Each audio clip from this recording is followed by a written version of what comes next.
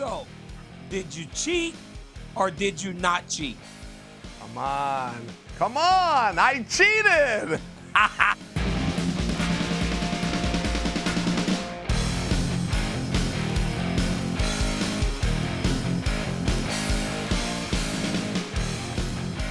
What's up, guys? Welcome to a brand new episode of Good Guy, Bad Guy. I'm Daniel Cormier. That is Chael Sonnen. Chael, we will get to your fight with Anderson Silva in a little bit. But first, we got to start with news that to some people is more important.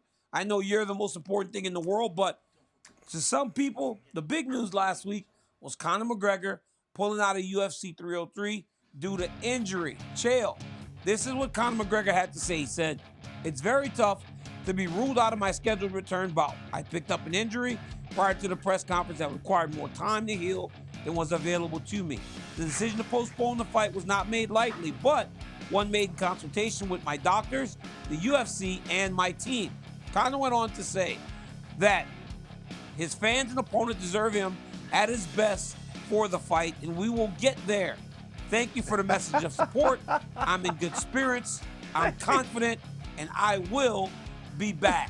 Chael, why'd you start laughing? I mean, They deserve him at his best. Oh, the fans deserve him at his best. He was at the club 2 weeks ago, and 2 months before that, he was in Saudi Arabia trying to get in a boxing match with Manny Pacquiao. What are you talking about? They deserve him at his best. Just walk out there. We don't need your best. We will take you. There's something special. Walk out there when you're ready. Chael, but that's the question, though, right? Like, Conor McGregor pulling out of this fight, to me, says much more than just Conor McGregor pulling out a fight. You want me to tell you why?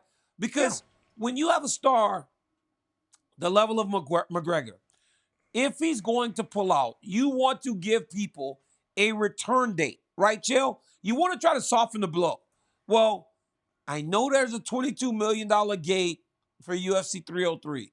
We can't bring you this guy that we know everybody bought those tickets to see. But we will have him for you in September or October or August. You want to soften the blow with a return date. To me, no return date tells me that this is much more serious than anybody, even McGregor, is really letting on, Chael. It's very, very concerning to me that I really don't know when we're going to see Conor McGregor fight again. I am leaning more towards it not happening in 2024 at all. Yeah. No, it's an interesting spot. I don't want to make light of it. I mean, McGregor's not hurt. I don't know. I don't know if we're making TV here, how much we're supposed to play along. Conor McGregor is not injured, and it's a very tough spot when he has the people that are coming out speaking for him that have been filled in, and they've all sworn to secrecy. They don't want to cover, right, because the truth always comes out. So you don't want to be the one that comes on an episode like this and says, hey, listen, he is hurt, but it's not that bad. Aw, shucks, he can get back in there. And then all of a sudden you find out it wasn't an injury at all, and then a guy like us looks like a fool. I mean, in all fairness, it's a little bit of a tricky situation. I am disappointed. Now, I don't want to give Conor a hard time, and I am for the idea that health comes first. I would just share for you, he's known about this for well over a year. As a matter of fact, they were supposed to fight in June of last year. It then started the rumors that it was going to be more around wintertime, and that spilled over to the front part of the year, which was going to be in April, also representing 300. Now we are here. There was USADA talk, and did he enter the pool, and we're going to make a movie, and it was back and forth, up and down. One thing that McGregor always does is what McGregor wants to do. I like the gimmick. I realize it's a shtick. I know he doesn't have power around here, but I like when he flexes like he does. I like when he shows up late to a press conference, then shows the world, I got a $30,000 watch, but I don't ever look at it because nobody tells me what time it is. I like those kinds of things. So when he comes up for the first time in a very clear cover story, oh, and by the way, that's written by his first ever PR team that obviously doesn't follow him. He didn't say, I made a decision. It was he made a decision after consulting with the UFC, a team of doctors, his teams, his friends, his first grade teacher, and his old bus driver. That's not anything that Conor McGregor would say and or do. And if he did, when did he lose reins of this ship? How does he know how he's going to feel on the 29th of this month? For goodness sakes, fire that PR company. That's my first piece of advice. Isn't that the best? Isn't that the best, Chael? Whenever you have a public relations firm help you, and then it comes off like it's just not you at all. Like, try to make it seem like the guy. Like, that didn't really sound much like Conor McGregor, but I get what they were trying to do. I have no idea what happened to Conor. I don't know if he's hurt. I don't know why you're saying he's not hurt. I have no background information to this thing at all, so I don't know. What I do know is that that statement didn't sound like McGregor. I believe, and maybe I'm a bit pessimistic, Chael. I believe that he is hurt. But if he's hurt, and this is where I say the pessimism comes in, it's not him being sad that he's hurt. He'll spin it and look at it and going, I just make Michael Chandler wait for me even more. It's just him being the puppet master of the old Michael Chandler again, because he knows Mike is not going to do anything. So I feel like he's hurt, sure, but this is a bigger game at play. Now he's just messing with Michael Chandler, bro. And I think that the injury sucks, sure. I wanted to fight, but I'm hurt. And now Chandler has to wait, and he's going to do exactly what I want over and over again. It to me is the craziest thing, because for so long, Chael, we're just guessing. What is up with Conor? Is Conor going to do this? They had us for 2 weeks guessing if he was going to fight, if he wasn't going to fight. We had no answers. Now we have answers, but we still don't really have many answers. We just have that he's out. But if you really thought about it, he probably was out. But Michael Chandler seems to be taking this thing in stride, and he says he'll see you when he sees you. But, Chael, when I think about this, and Dana saying that the fight wasn't rescheduled, what does that make you think of Conor's fighting future? Like, what do you think happens to Conor McGregor? Well, Daniel, I tell you this. There are not very many rules that have ever followed Conor McGregor. Look, for any of us to project that the great, big, beautiful light shining on Conor McGregor is eventually going to dim just means that we follow sport before. Like, anything that goes up must come down. I would have thought it would have dimmed by now. I was predicting for you when we were at UFC 299 in Miami that Conor was holding out because he wasn't going to be a main event spot. They were going to co-main event him. Daniel, he's got a record gate now. Oh, by the way, let me let you in on something inside. That little $23 million gate that you hear about, it's not sold out. That thing was going to come in at closer to $27 million when it was done, which beats Conor's own record. His own record is currently the Madison Square Garden gate when he went opposite Eddie Alvarez at $17.4 million. He was going to beat his own number one record by 80%. Stuff. That's why when you were saying he was going to be the co-main event, it was so absurd. I was like, Chael, there's no way he could sell any gate. He sold $22 million with no title fight with a guy that we've been waiting for 2 years from the fight. Like, he's always going to be the main event. He's always going to be the main event. And Daniel, if I can just finish that thought, because I mean this as a compliment to Conor. I mean, look at what he's done. Right when we think things are going to dim and he hasn't won a fight in 5 years or something along these lines, he's coming off one of the worst injuries, definitely the worst of his career. He's changed weight class, a non-title, non-ranked fight against a guy that he's got no problem with. Like, there is nothing on the reason that these guys are going to fight except for the fact that they're going to say they're fighting. They're still doing record business. This is amazing for McGregor, because I have to look at it, go, okay, if you're the UFC, when a guy pulls out of a fight, you got illness and injury. If you have either illness and or injury, we always give you grace. But when you're the promotion and you're armed with the fact that we don't have illness and or injury and we're skipping fights, how do I rebook you? I mean, there is a legal consequence to telling people I'm going to provide something. If I can't provide it, not for nothing, it puts everybody in a very tough spot. Look, if I'm Michael Chandler, there's a situation where I have to move on. The difference with Chandler is there's nobody to move on to. It's not a matter of, okay, I got this great option and I got this great option. Not really. Like, Chandler's a big star. People definitely want to see him fight, but he doesn't have anyone that remotely comes close to having the drama and the steam of Conor McGregor. So, quite frankly, I've been for Chandler moving on from the beginning. At this point, I say wait. I say wait just a little bit longer. If you want to starve him out and you want to be the reason that he retires, because you're right, partner, Conor's going to use this as though I'm in charge and you wait, Michael. But the other side of it is, you know, that Michael's saying, I will run you into retirement. You're very clearly running from me. The only thing that is new in this fight to your other fights is me. And I would just push right back on it, see what you could do with that heat. But to your point, do we see this in 2024? Not a chance. You know, I'm trying to find this text message. I'm trying to find this text message from my boy Michael Chandler, but I can't find it, Chael. I don't know if we spoke about this.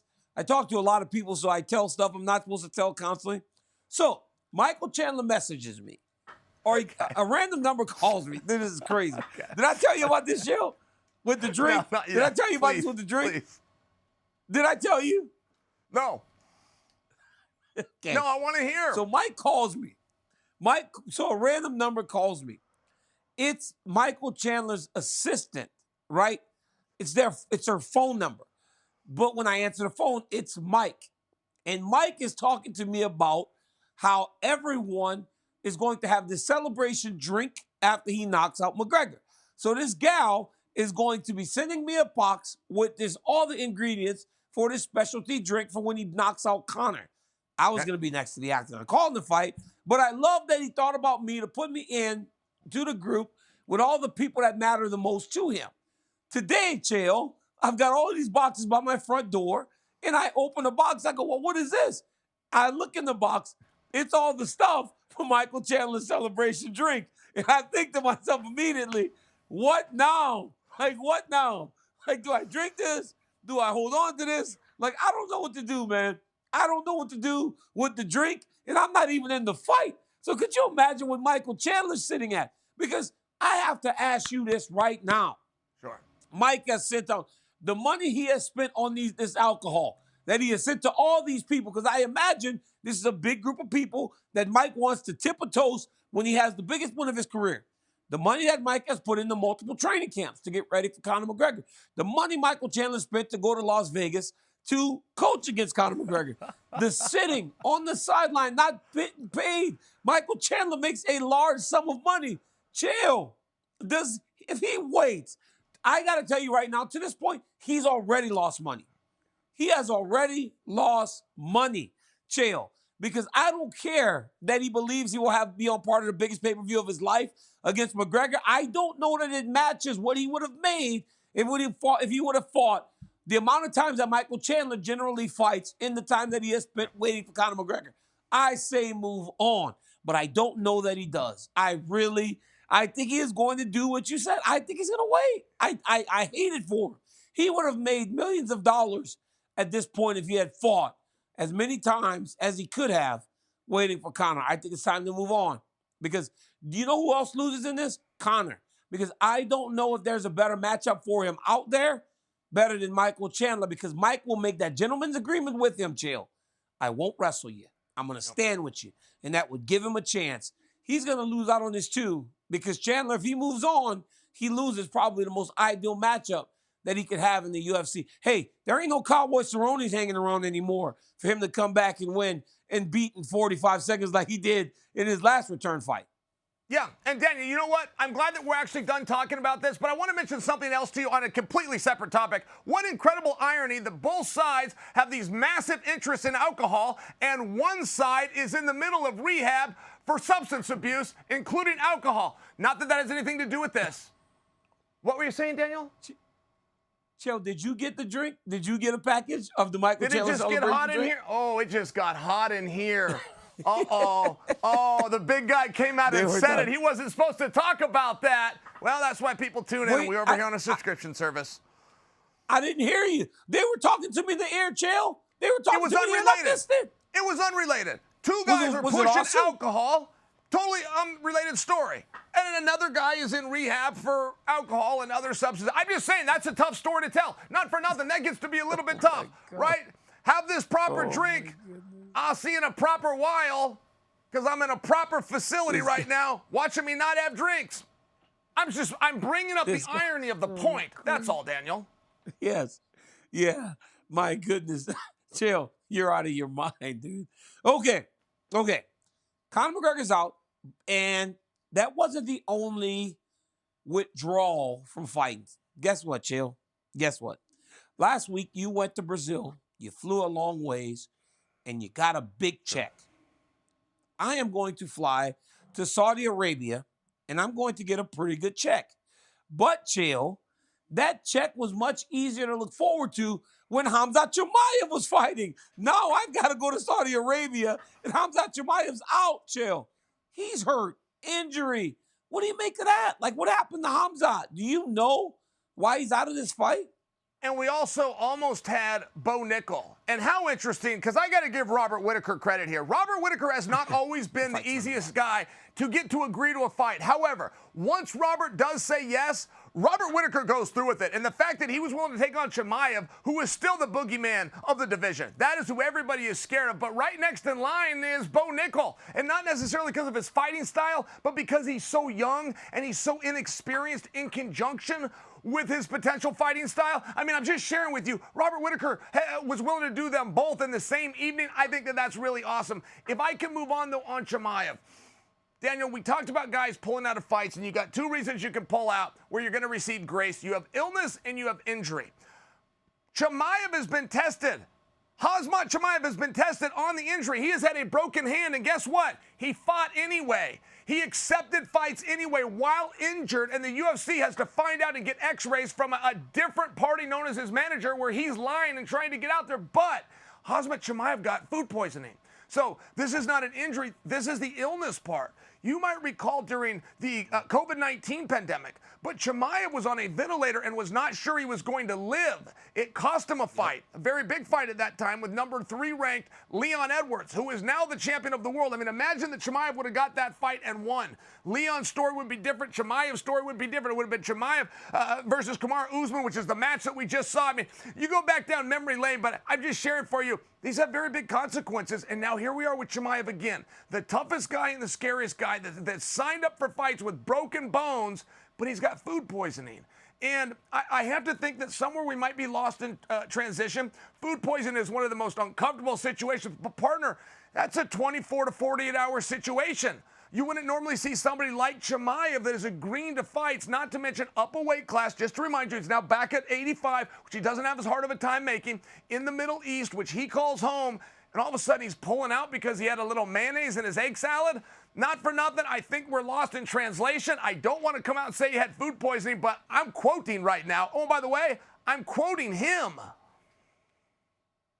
Chael, when you look at him in that hospital bed, it's scary, knowing his history, because he looks in some serious pain. But as you said, food poisoning, that sucks.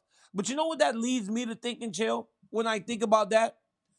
I always wonder if a guy can ride too hot when they first start. Can you fly too close to the sun? Because when Khamzat Chimaev started, right, he was on Fight Island. He fought twice in 1 week, looked amazing, went to the Apex, knocked out Gerald Mearshart. He was so hot that everybody just thought he was going to be the greatest fighter. He could finish anyone. He was doing this thing at a level that I don't know is even sustainable.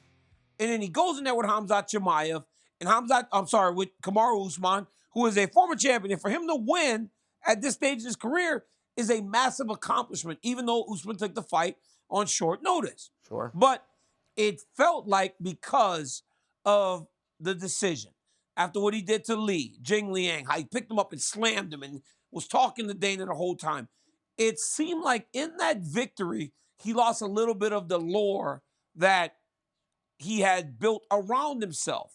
So then it leads me to this. Did he fly too hot, Chael? Was he too close to the sun? And now it'll be very difficult for him to reach the level of superstardom that we all expected from Khamzat Chimaev. Hell, dude's kind of talking, Chael, like he's ready to walk away from the sport. That's how much pain that he's in right now. Yeah, and that really does speak to it. See, you're making my point. We see this the same way, which is you have illness and injury. But it's usually not in that order, right? Injury is usually number one. If you can go out there and fight hurt with broken bones, you can get over not feeling well. I think there might be something more to it. I point that out. I want to make sure I'm crystal clear on this. Not to tease him in the least, to tell you that it's a surprise that he's got a real illness somewhere in there that's bothering him. Now, Daniel, I got to tell you on a personal note, okay, I let you get away with bananas a little too long, and now it's a vernacular that just keeps coming out of your mouth. I don't want to do that with getting too close to the sun. Flying too close to the sun might be what you said. You dropped it 3 times. I don't want to do to you what I could have done to you with the bananas thing, which is stop you early on, because you start doing that, and the next thing you know, right, it's one of those things. They catch on. We do the show out. We start talking like each other. I'm talking about it's bananas. We fly too close to the sun. We don't want to do that. Get a handle on this now. That's my advice. Yeah, man, this dude it's very sad that he's not fighting. I really look forward to seeing him against Robert Whittaker, because if you put Robert Whittaker behind Kamaru Usman in terms of wins, you are as valuable a challenger to any championship in any division that you could be. But it scares me, Chael, because remember what happened to Zabit. Zabit Magomed was unbelievable, was supposed to be the champion, was going to be the man, and then he just went away. And nobody heard from him. I saw a picture of him in Islam the other day in the airport and thought to myself, imagine him still there at 145 pounds with Ilia Topuria as the champ. Dude, it's crazy to think what he could have been. I hope that we aren't going down the path like that with Khamzat Chimaev. Okay, Chael. Now let's get to the meat and potatoes of the conversation. My boy got skills. Hey, you were in there the other day. The old Philly shell. I mean, you got the Philly shell, Chael. The shell. Can we get to me? All right, now I got to tell you. You asked me if I cheated earlier. I broke some of the rules, but there is a difference, which is like intent. I thought this was legal. Daniel, I thought this was. So I did the Philly shell, and when I came out of it, I backhanded him. Caught him right on the jaw. And the referee said something to me, but so I went back to it again, but I got him again. Like, this became the new move. Do you happen to remember? There was a guy called the White Buffalo, and he comes in, and he's fighting Roy Nelson. And he's got his hands up on his head. This guy's name is Josh, and he's so tired he's got his hands up on his head, and Roy would come stumbling and get close, and then Josh would bring one of those hands down and crack him. And you're like, okay, well, we can tease that if we want, but if a guy hasn't seen it before, it's just one of those situations. Then I pushed Anderson into the ropes one time, and so I stomped on his foot like the old Chris Lieben, the stomp on the foot, but I did it very softly. This was meant to, like, mentally, maybe even make Anderson laugh. Like, we're in there with the ropes, we're breaking up, then on the way out, I just gave him a little tap on the foot. The referee saw it. I couldn't believe that he saw it. I did this so subtle and so gently. I couldn't believe it. I didn't tell that referee, you're really good. I said, I did that on the down low. That was to make him laugh. You're really good at your job, sir. He did not laugh. I thought I could win him over, right? Like the Chael charm does not wash off so easily. Well, it did in Brazil, or it never even stuck in the first place. I got to tell you, Daniel, it was a great event. I really had a great time. It was very special. I've always wanted to walk out in a robe. I've never even had a robe. I've always wanted to do the Chael shuffle, something like this out there. In my mind, I'm a little better than the reality, but I was trying to find the body. I dug to the body a couple times. I landed one uppercut. That might sound simple, but I used to be a little boy like everybody else, and I had my big dreams, and it involved putting on a robe and going to the body and throwing that uppercut like I see Mike Tyson do. I got to do some of it. I was very, very proud of that moment and very, very honored in many ways to share that with Anderson, because he could have chosen his opponent. You know, you talked about the great big check, but he could have chosen his opponent, and he chose to do it with me, and it felt pretty good. Chael, you know, it was awesome to see you guys in there, and it was good to see you guys compete, and you compete well. I will admit I was a bit worried that it might not go great for you, but you did pretty good out there. But when you watch that fight, right, and I watch you and Anderson come together, it felt like prior to the fight getting announced, you guys put everything behind you. Water under the bridge, as some of the old guys say. Is that the case today? Do you feel like the rivalry with Anderson Silva is now a thing of the past? Remember you said, I can't live because of the way things ended between Anderson and I. Do you feel like now, Chael Sonnen, you can live knowing that you went in and fought him on his grounds, his rule set, where he's the best, and you fought him to a draw? It was a daily pain, by the way. I mean, it's a daily pain. There's sports psychologists and people. Some of that stuff is private, but you got to go back and you got to relive some of that stuff. You know, I was haunted from 1999, Zach Thompson. I was haunted by that all the way up to 2010 when I lost to Anderson. It finally took that pain away. Yeah, there was something about it where it could be behind us. I could live with the draw. And I think that's really important that I convinced myself of that, because I thought I won. I thought I won the first 3 rounds. He beat me up way worse in rounds 4 and 5 than I did collectively in the first 3. But on the 10-9 must system, I won. That's just the math. Yes, I think that I can be at peace with this. And it is one of those things. I would not make believe that one replaces the other, or just because Chael got to go out there one time and get a draw, that somehow wipes the slate clean of the victories that he had. We had our rivalry. He won the rivalry. But can I be at peace with that, which is your question to me? I really believe I can. You have to check in on me in about a month or so, but I really believe so. I believe I will not have any more sleepless nights over that loss to Anderson Silva. How did the people treat you, Chael? They're nice, So man. good. They were nice to me, but I never was mean to one of their national treasures. They treated you good out there, Chael? Yeah. No, it was incredible. This is a soccer game right here. Daniel, this is Palmeiras, and that's a smaller team. Like, these aren't the guys that you might see where they elevate to the World Cup that you really see like on worldwide TV. This is a small regional team is what I'm told. There must have been 70,000 people. Daniel, that's a Thursday night. That's a Thursday night at 11 p.m. They had people in the streets that couldn't even get tickets in, and they didn't care, man. They had radios and TVs. They were partying in the streets. I have never seen an energy like that. Soccer in Brazil. Oh, my God. And I wanted to take my son so bad. I wanted to take my son and my daughter because if they're ever going to be inspired to, hey, Dad, I want to try that, meaning soccer, that was the one. But it even had an age limit. With an age limit at 11 p.m. on a Thursday, they brought in 60,000 people. Come on, man. That's a special day right there. Chael, so you just went there without, like, by yourself, like, at security and everything? Or like, what did you do? Yeah, we did. We had a 6-man team. I mean, it was some pretty serious security details. But, you know, I brought the whole family this time. I had both kids and my wife. My father-in-law was supposed to come. He was going to be my cornerman. He actually got turned away at the airport and didn't make it in.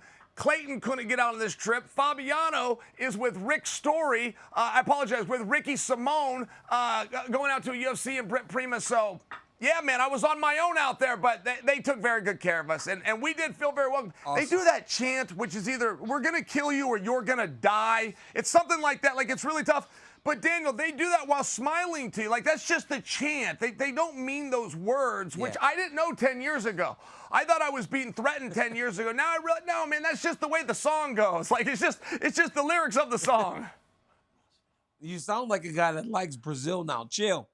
Speaking of your family, last week, the man with the golden voice had some help cutting promos. Take a listen. I'm going to fight Anderson here, and then I'm going to go beat up George Masvidal. You know, that's not much of a fight, right? I can't say I'm going to fight George Masvidal. Fight involves resistance. There will be no resistance with George Masvidal because he's terrible. He had asked a question, but just to answer it, does George Masvidal suck? I could beat him with a flip-flop.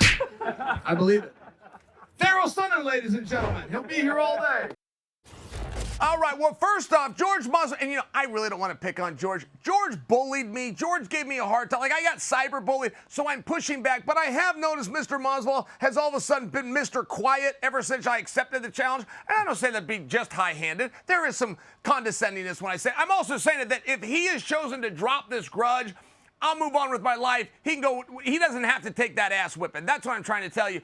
As far as my son, though, I don't know why you could beat Masvidal with a shoe.